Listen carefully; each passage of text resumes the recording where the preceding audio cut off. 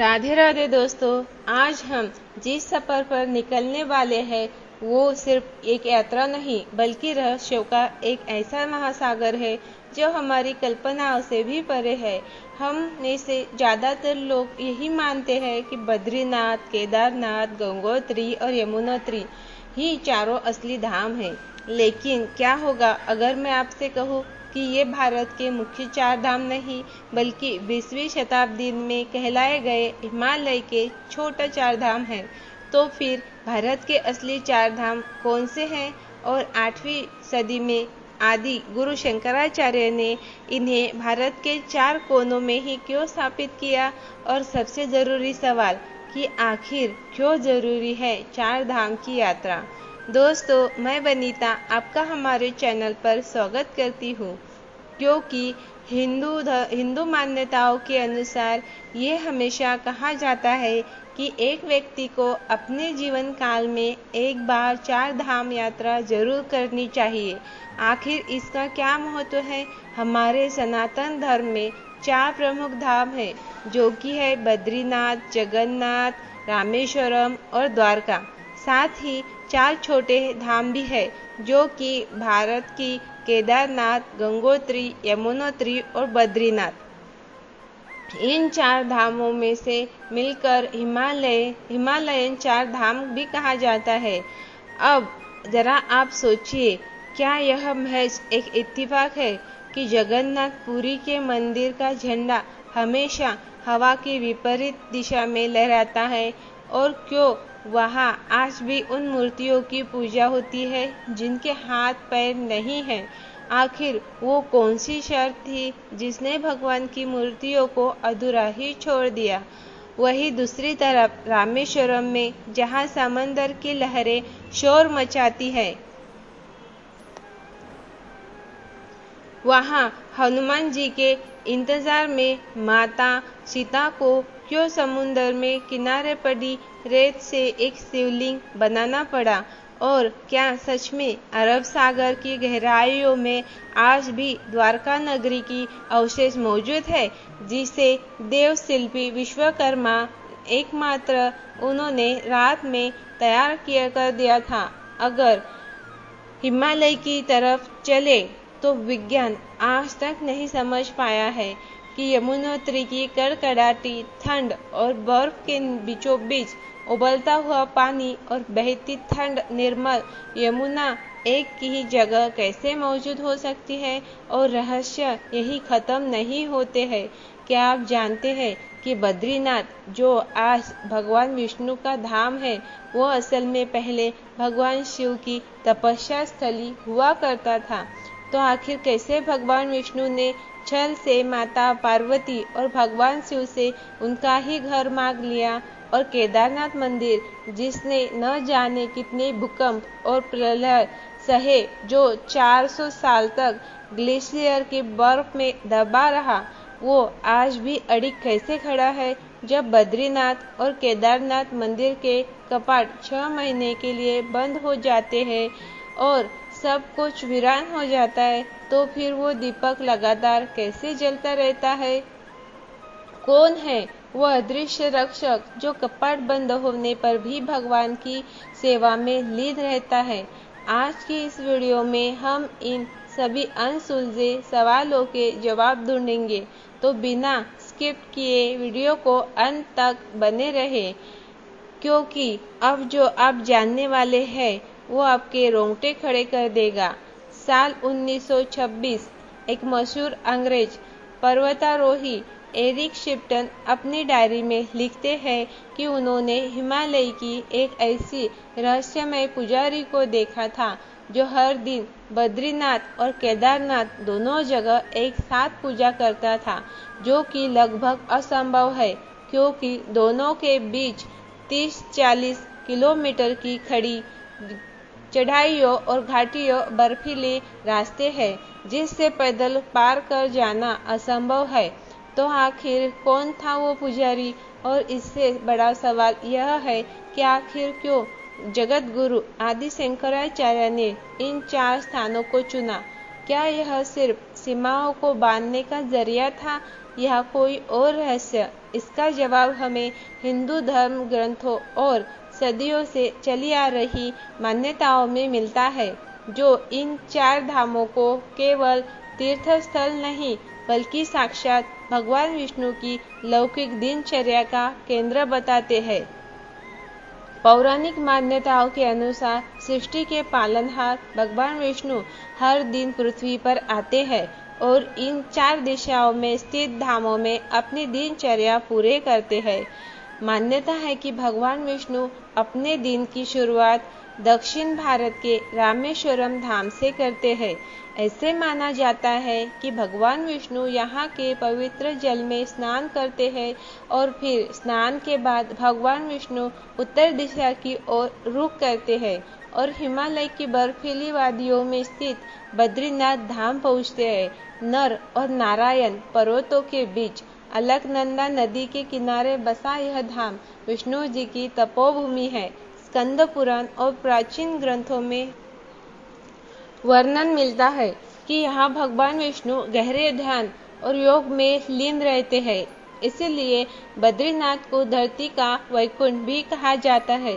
ध्यान के बाद बारी आती है भोजन की, जिसके लिए भगवान विष्णु पूर्व दिशा में स्थित उड़ीसा के जगन्नाथपुरी धाम प्रस्थान करते हैं। जगन्नाथपुरी को भगवान का लौकिक भोजनालय कहा जाता है, क्योंकि यहाँ दुनिया का सबसे बड़ा रसोई घर मौजूद है।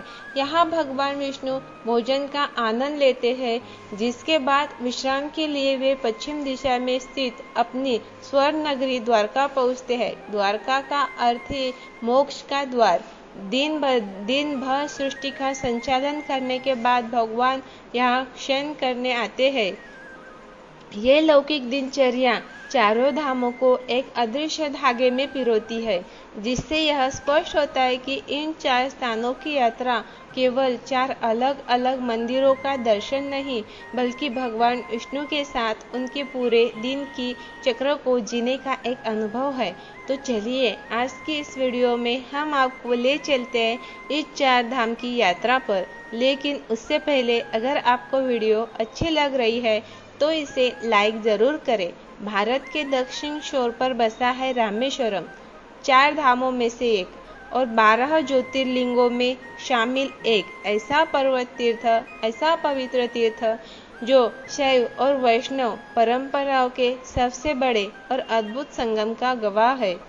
शिव पुराण की कोटि रुद्र संहिता और रामायण के प्रसंगों को अगर गहराई से टटोले तो रामेश्वरम केवल एक मंदिर नहीं, बल्कि भगवान राम की उस अटूट शिव भक्ति का प्रतीक है, जिसने समुद्र पर पुल बांधने से लेकर रावण के वध तक की पूरी कहानी रच दी।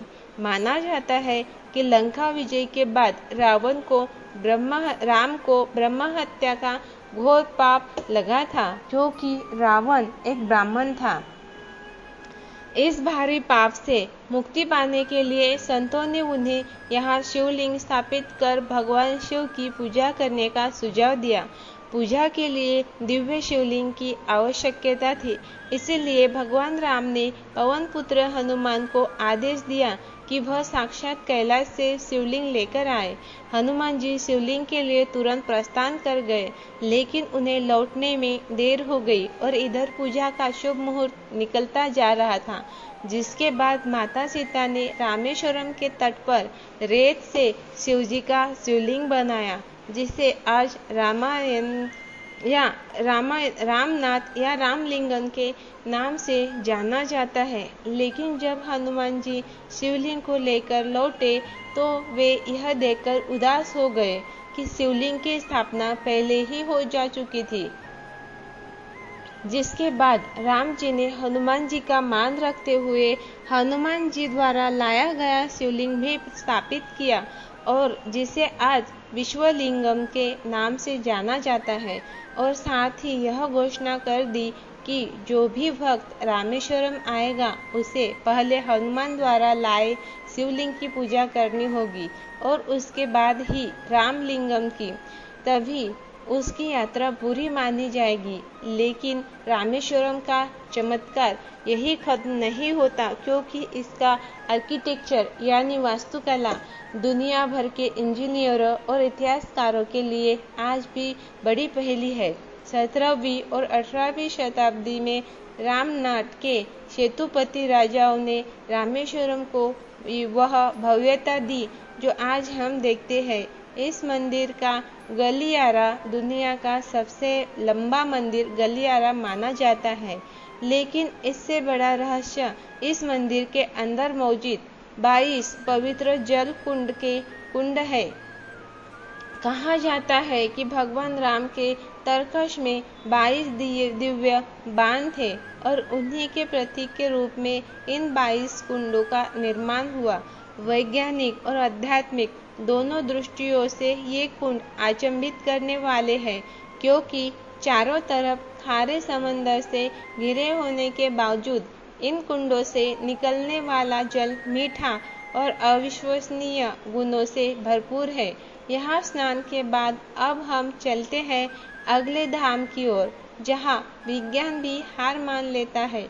जगन्नाथपुरी भारत के पूर्वी तट पर बसा उड़ीसा का जगन्नाथपुरी धाम, जिसके 214 फीट ऊंचे विशाल मंदिर लोगों को हैरान कर देते हैं। और इस मंदिर की शुरुआत होती है पुरी के समुद्र तट पर मिले एक दिव्य पेड़ से।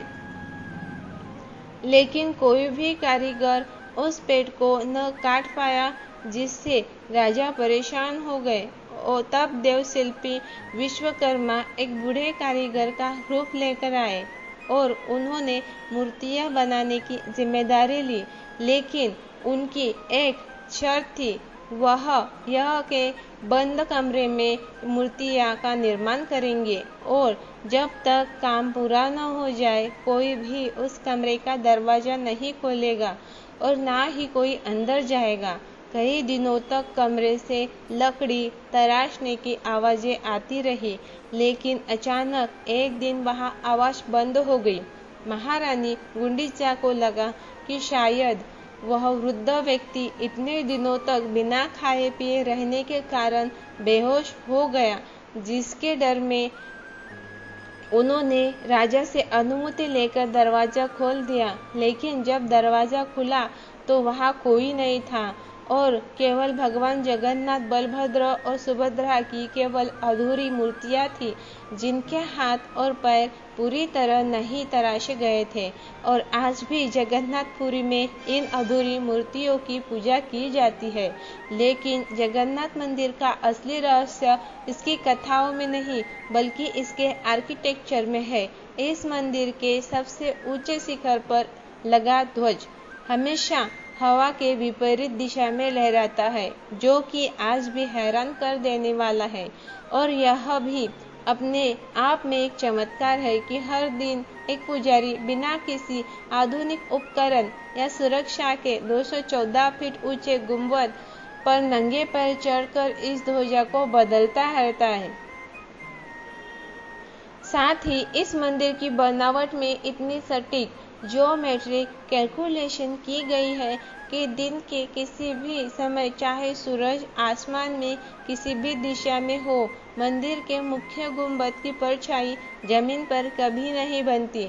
इसके अलावा मंदिर के शिखर पर अष्ट धातु से बना एक विशाल नील चक्र स्थापित है, जिसे किसी भी दिशा से देखने पर ऐसा साबित होता है कि मानो आपकी और ही देख रहा है। और ये उस समय के इंजीनियरिंग के अद्भुत कमाल है, जिसे आज ऑप्टिकल इल्यूजन कहा जाता है। आज भी कुछ रहस्य ऐसे हैं जो हमारी समझ के ऊपर है, लेकिन जो नीचे है वो है द्वारकाधीश कृष्ण की डूबी हुई द्वारका नगरी। भारत के पश्चिमी तट पर गुजरात में अरब सागर की लहरों के बीच बसा है श्री कृष्ण की नगरी द्वारका, जिसके बारे में कहा जाता है कि वह आज भी समुद्र की गहराइयों में मौजूद है। विष्णु पुराण के अनुसार कंस के वध के बाद कंस के ससुर जरासंध ने मथुरा पर कई बार हमले किए। हालांकि इन हमलों में जीत श्री कृष्ण की ही हुई, पर लगातार हो रहे हमलों से परेशान होकर श्री कृष्ण ने मथुरा छोड़ना ही उचित समझा, जिसके बाद उन्होंने देवशिल्पी विश्वकर्मा से समुद्र के बीच एक ऐसी नगरी बनाई जहां कोई दुश्मन हमला न कर सके। पूरे 36 वर्षों तक श्री कृष्ण ने इस नगरी से राज किया, जिसके बाद गंधारी के शाप के चलते पूरी द्वारका का नगरी समुद्र में समा गई, जिसके बाद हजारों सालों तक द्वारका को केवल एक काल्पनिक नगरी की तरह बताया गया। लेकिन तभी भारत में मशहूर marine archaeologist doctor S.R. Rao ने नेशनल इंस्टीट्यूट ऑफ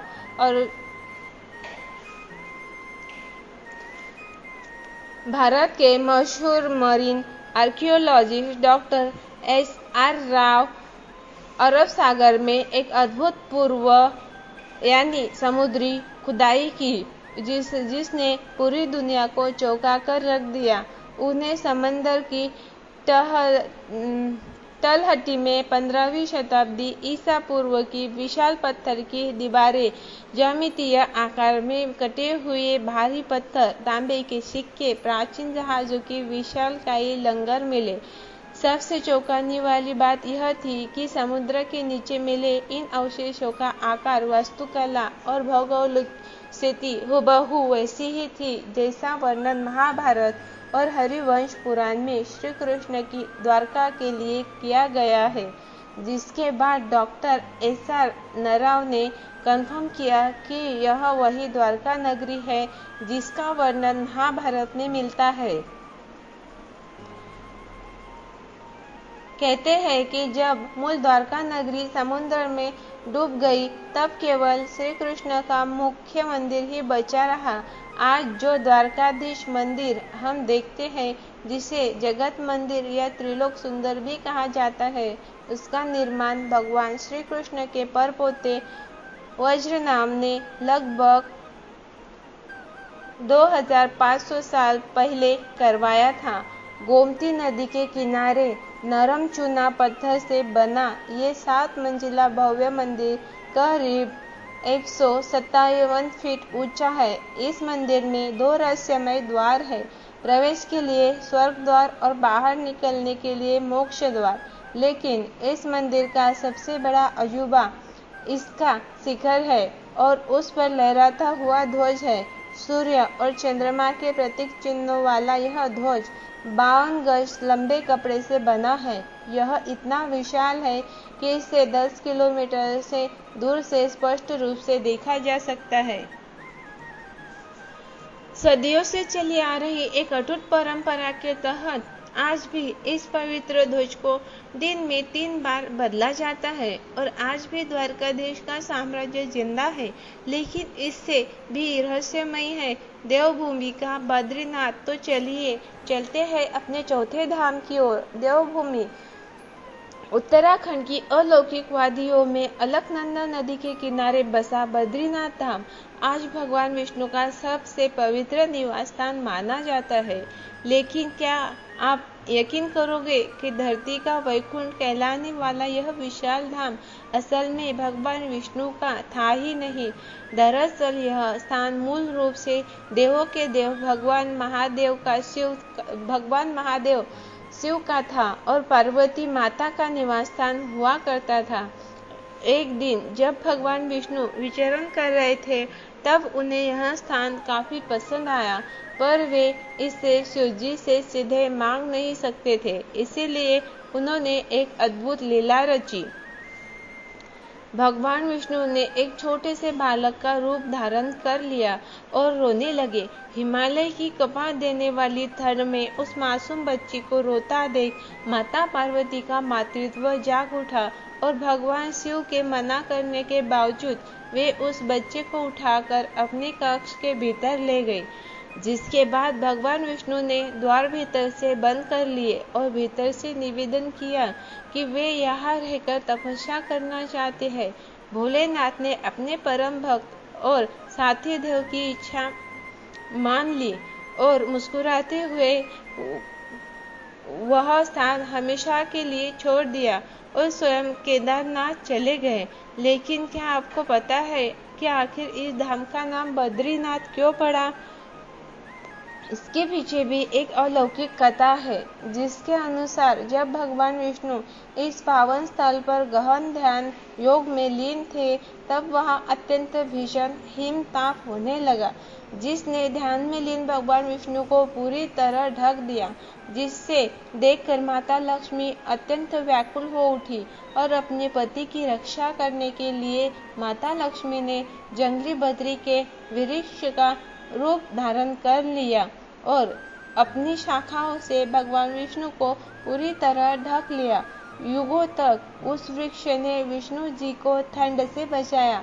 जब विष्णु जी ध्यान से उठे तो उन्होंने लक्ष्मी जी के निस्वार्थ प्रेम और कठोर तप को देखते हुए उन्हें वरदान दिया कि इस स्थान पर उनकी पूजा केवल उनके रूप में नहीं, बल्कि उन दोनों के समर्पण के रूप में की जाएगी। और क्योंकि लक्ष्मी जी ने एक बद्री वृक्ष का बनकर उनकी रक्षा की थी, इसीलिए आज से यह पावन स्थल बद्रीनाथ कहलाएगा। लेकिन जैसा कि मैंने बताया, पहले यह शिव जी का धाम था और विष्णु जी की विनती पर ये यहाँ से केदारनाथ चले गए थे, जो भले ही मुख्य 4 धाम में शामिल नहीं है, पर जब भी कोई व्यक्ति 4 धाम की यात्रा निकलता है तो केदारनाथ जाए बिना उसकी यात्रा अधूरी मानी जाती है। चलिए अब चलते हैं केदारनाथ धाम की ओर। केदारनाथ वह धाम जहाँ साक्षात महाकाल निवास करते हैं। ये मंदिर कोई साधारण इमारत नहीं है, बल्कि ये समय की सबसे भीषण मारे सह चुका हुआ इस स्थान का इतिहास महाभारत काल से जुड़ा है, जिसके अनुसार कुरुक्षेत्र के भयानक युद्ध के बाद पांडवों के ऊपर अपने गुरुओं और भाइयों को मारने के कारण भीषण पाप लग गया था, जिससे मुक्ति पाने के लिए श्री कृष्ण ने उन्हें महादेव के चरण में जाने की सलाह दी। जिसके बाद 5 पांडव द्रौपदी के साथ शिवजी की तलाश केदारनाथ पहुंचे, पर शिवजी उनसे नाराज थे और मिलना नहीं चाहते थे, जिस कारण उन्होंने एक बैल का रूप धारण कर लिया और गायों के झुंड में जाकर छिप गए। लेकिन भीम ने उन्हें पहचान लिया, जिसके बाद वह बैल धरती में समाने लगा। तभी भीम ने बैल की पूंछ को पकड़ा और खींचा, जिसके कारण बैल का पीठ का हिस्सा धरती के बाहर रह गया, जिसे कुबड़ कहा जाता है। और आज केदारनाथ में शिवजी के इसी कुबड़ की पूजा की जाती है। लेकिन केदारनाथ की महानता सिर्फ इन पौराणिक कथाओं तक सीमित नहीं है, बल्कि यह विज्ञान के लिए भी एक बहुत बड़ा अजूबा है। Wadia institute home Himalayan geology की रिसर्च यह बताती है कि केदारनाथ का यह मंदिर लिथल आइस के दौरान करीब 13-17 सदी के बीच पूरे 400 साल तक ग्लेशियर की बर्फ में दबा रहा था। आपको बता दें कि ग्लेशियर में सिर्फ बर्फ नहीं होती, बल्कि बड़े बड़े पत्थर और मलबे भी होते हैं, जिसके कारण यदि कोई धाम, ढांचा या मंदिर होता तो कब का उसका नामो निशान मिट जाता। लेकिन केदारनाथ अडिग खड़ा रहा। ये हमारे पूर्वज की उस इंटरलॉकिंग आर्किटेक्चर का जीता जागता वैज्ञानिक प्रमाण है, जिसने बिना किसी सीमेंट के बड़े बड़े पत्थरों को ऐसे फंसा कर रखा कि सदियों के बर्फीले प्रहार भी उसे हिला नहीं सके। और इस मंदिर की अडिग आस्था का सबसे बड़ा और खौफनाक इम्तिहान तब हुआ जब 16 जून 2013 को केदार घाटी में प्रकृति ने अपना प्रलयकारी रूप दिखाया। चौराबाड़ी ग्लेशियर के फटने से लाखों गैलन पानी, विशाल पत्थर और कीचड़ का भयानक सैलाब सीधे मंदिर की ओर बढ़ रहा था। ऐसा लगा मानो अब इस प्रलय में सब कुछ खत्म हो जाएगा। लेकिन तभी बाढ़ के प्रचंड वेग के साथ बहकर आई एक विशाल खाई चट्टान बिल्कुल मंदिर के पीछे आकर रुक गई, जिसने पानी के उस खौफनाक और प्रचंड वेग को चीर कर 2 हिस्सों में बांट दिया और मंदिर को बचा लिया। आज पूरी दुनिया इसे भीमशिला के नाम से जानती है। यह प्रमाण है कि शिव आज भी केदारनाथ में वास करते हैं और अपने भक्तों की रक्षा करते हैं। वैसे मित्रों, हमने जो शुरू में साधुओं की बात की थी, क्या आपको उसका रहस्य पता है? तो चलिए अब जानते हैं उस आखिरी रहस्य को और जानिए कि आखिर क्यों जरूरी है 4 धाम यात्रा और क्यों कहा जाता है 4 धाम यात्रा से जिनकी आध्यात्मिक शक्तियों का अंदाजा लगाना आम इंसान के बस की बात नहीं है। बस इस बात का सबसे बड़ा और प्रामाणिक जिक्र साल 1926 में मिलता है। प्रसिद्ध अंग्रेज पर्वतारोही एरिक शेप्टन, उन्होंने हिमालय के कई दुर्गम रास्तों की खोज की थी।